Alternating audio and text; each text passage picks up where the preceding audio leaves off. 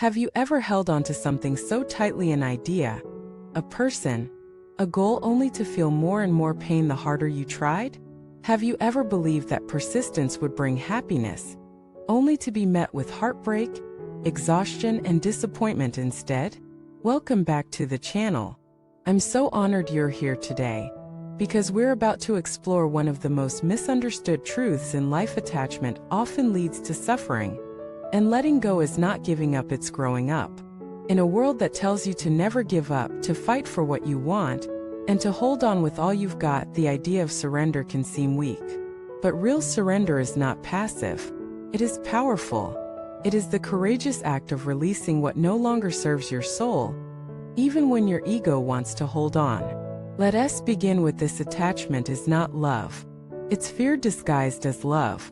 It's the belief that you need something or someone in order to be whole, happy, or worthy. And the moment you attach your peace to anything outside of yourself, you give away your freedom. You become dependent on outcomes. You begin to chase certainty. You try to control what cannot be controlled. And in doing so, you set yourself up for suffering. Attachment is like clenching your fist. First, it feels like you're holding on. But over time, it begins to hurt. Your hand cramps, your arm tires, and eventually you can't receive anything new because your grip is too tight. Now imagine opening your palm. Imagine trusting that what's meant for you will stay, that what leaves was never truly yours to begin with, that you don't need to force, beg, or cling. You only need to allow.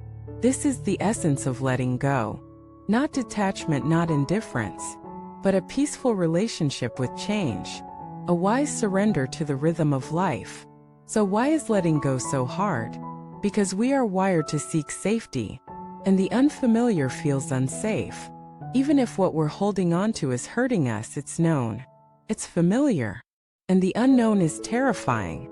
The idea of releasing what we've invested time, energy, and emotion into feels like failure, like loss, like death. But hear us, the truth: letting go is not death. It is rebirth. Think of the tree in autumn. It doesn't resist the falling leaves. Doesn't try to tape them back on. It allows the process, because it knows the shedding is necessary. The emptiness is part of the cycle, and spring will come. Always. You are the same. Your soul is seasonal. There are things you must let die in order to truly live. Old identities, old dreams, old stories, old relationships, and yes, sometimes even old versions of yourself. Let me share a story. A woman had been in a relationship for 10 years. Comfortable, familiar, but she knew deep down she wasn't growing. She was shrinking. She was silencing parts of herself to keep the peace. She was pretending everything was okay when it wasn't. Still, she stayed. For years. Because she was attached not to love but to history, to potential, to the fear of starting over. Until one day she reached her breaking point. Not in anger, not in drama, but in clarity. She realized that the cost of staying was her own soul. So she left. The months that followed were hard, lonely, uncertain. But over time, something unexpected happened. She began to rediscover herself. She picked up forgotten passions. She traveled. She made new friends. And most of all, she found peace not in someone else but within. Letting go didn't break her, built her. And she later said, leaving was the hardest thing I've ever done. But staying would have been even harder because I would lost myself. That's what attachment does. It convinces you that clinging is safer than growing. But true safety comes from within. From knowing that no matter what leaves, you remain whole.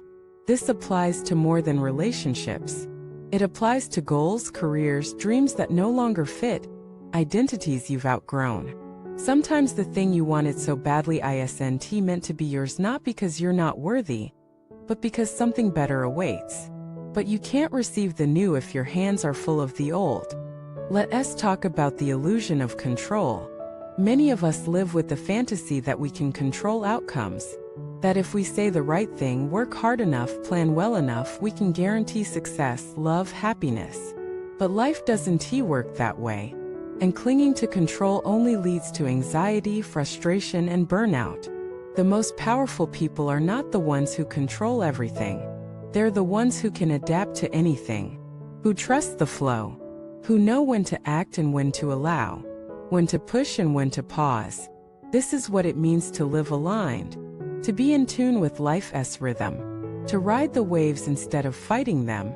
It doesn't mean you stop caring. It means you stop forcing. You show up fully. You give your best. And then you let go of the outcome, of the timeline, of the need to be right. This is true strength, true maturity, true peace. Now let us talk about surrender. Surrender is not saying I give up, saying I trust. Trust in what? In life, in timing, in the unseen orchestration that's always working behind the scenes, in your own resilience, in the idea that even if things don't go the way you planned, they might go better. Surrender is breathing deeply when plans fall apart. It's smiling at the unknown. It's walking forward, even when the path isn't lit.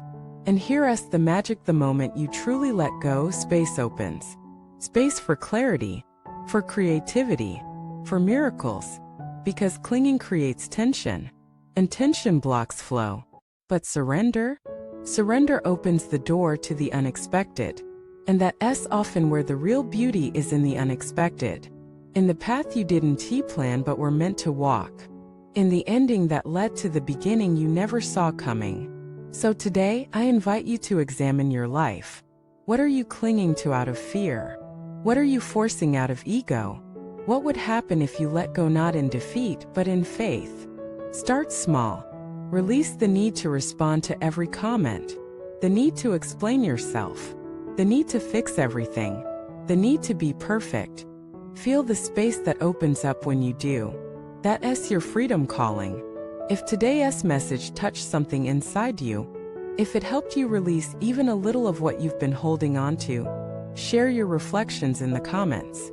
Your story might be the catalyst for someone else's healing. And if this video gave you something valuable, please like, subscribe, and share it with someone who needs this reminder. Together, let us build a world that trusts more and clings less. Thank you for watching this video. Remember, you are not what you hold on to. You are what you release. And in that release, you will find not emptiness, but everything you've been searching for. Let go, trust, and rise.